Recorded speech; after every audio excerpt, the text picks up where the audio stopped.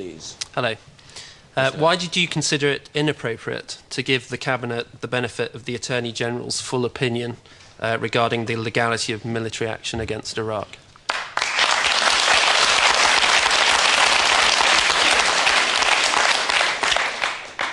Because we had the Attorney General there at Cabinet, and he was able to tell people his opinion, explain his reasoning, answer any questions that they had. And in the end, remember, for the past few days, it's been said that the Attorney General advised that it was illegal to go to war. He didn't. He advised it was lawful. Now, I totally understand why there will be people in this audience tonight who very, very strongly disagree with my decision to take this country to war in Iraq. Okay? All I can say to you is this. It's not a matter of the Attorney General's advice because it's been shown that he advised it was lawful. Neither is it a matter of misusing the intelligence. There have been 4 inquiries into that. It is, however, a question of a difficult decision I had to take. Was it better to leave Saddam in power or put him in prison? I think it was better to put him in prison. Christopher Jones' question isn't about the Attorney General's final decision. It's about this document, which you have been avoiding publishing for the past 2 years and were forced to publish at 11:30 this morning suddenly. And did this document go before Cabinet? And if not, why not? And did this document go before the House of Commons, with all its hesitations, reservations, explanations, so that your backbench MPs had a chance to study the whole background to the legal decision that he then made? In respect of Parliament, the Attorney General's advice is never published to Parliament. It's been published, I think, 3 times over the last 100 years. Here it is now. It's exactly published to everybody. Exactly, because it's been leaked, and therefore you might as well have the full opinion. In respect of Cabinet, the reason why we didn't give people the advice is we actually had the Attorney General there in Cabinet. And there isn't any doubt about it. Was all this ground covered?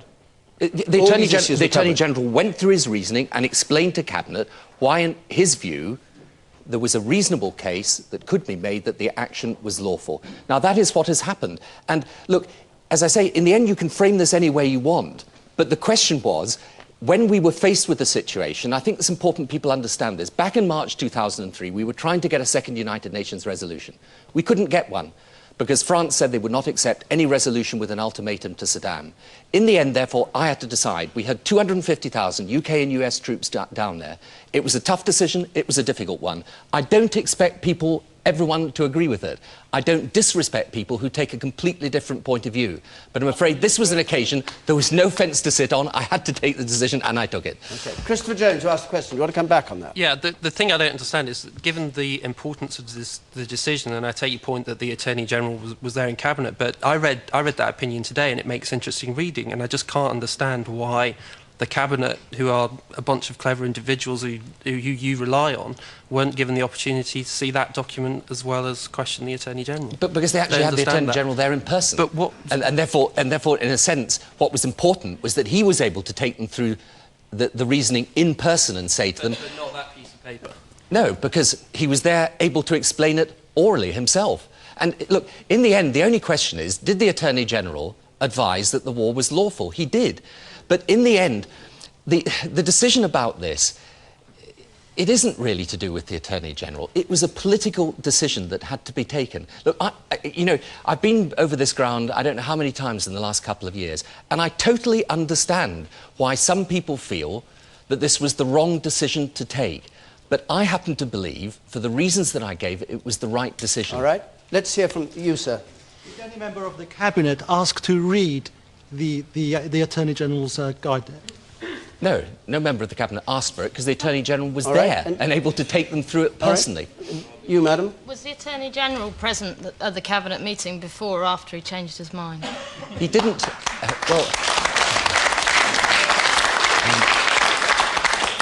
with respect, he didn't change his mind. The 7th of March advice was, which has now been published, was that it was lawful.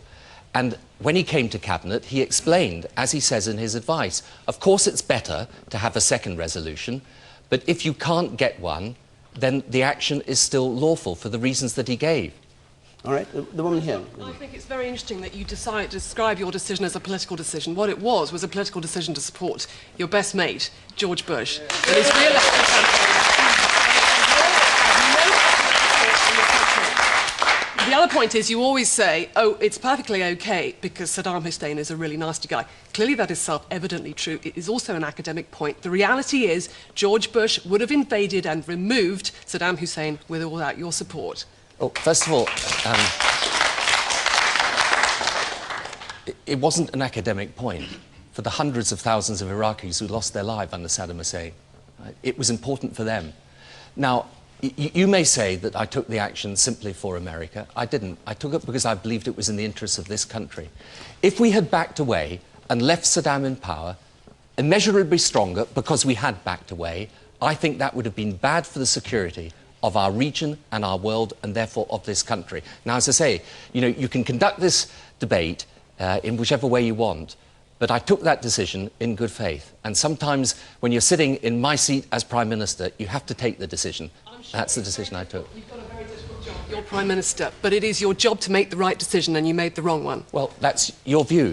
But it's interesting, isn't it, that today we actually have a democratic government being formed in Iraq. Isn't that something we should actually be proud that we helped bring about? All right, one more point. Yes. As I understand it, the Attorney General expressed reservations about the legality of the war. And why not just give the full legal opinion?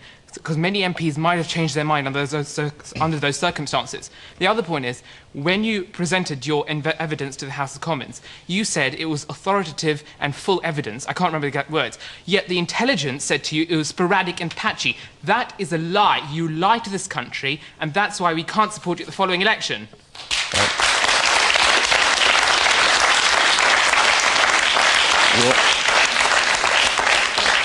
You're going to have to make your decision about that.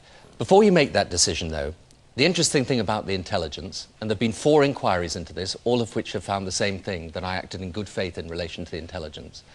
But before you make that decision, you can actually go onto the website, I think it's with the Butler report, and you can read the judgments of the Joint Intelligence Committee about Saddam Hussein and weapons of mass destruction. Now, I just ask you, before you make that allegation again, go and read that, and then tell me there was no evidence at all before me.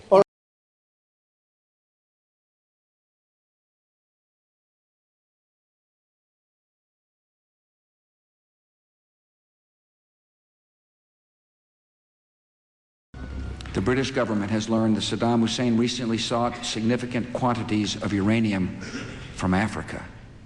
The 16-word indictment inserts a claim Tenet himself had kept out of the president's speech on the eve of the congressional vote for war.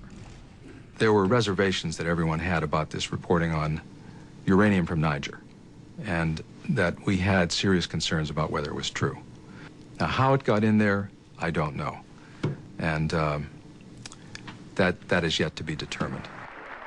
In fact, the Senate Intelligence Committee would report there had been a last-minute dispute between the White House and the CIA over the allegation. When the president's speechwriters changed the script to cite British intelligence as the source, not the CIA, a senior agency analyst let it go. It's just politicization. You keep on pounding on the CIA director and say, we're not asking you to lie, just give us everything you got.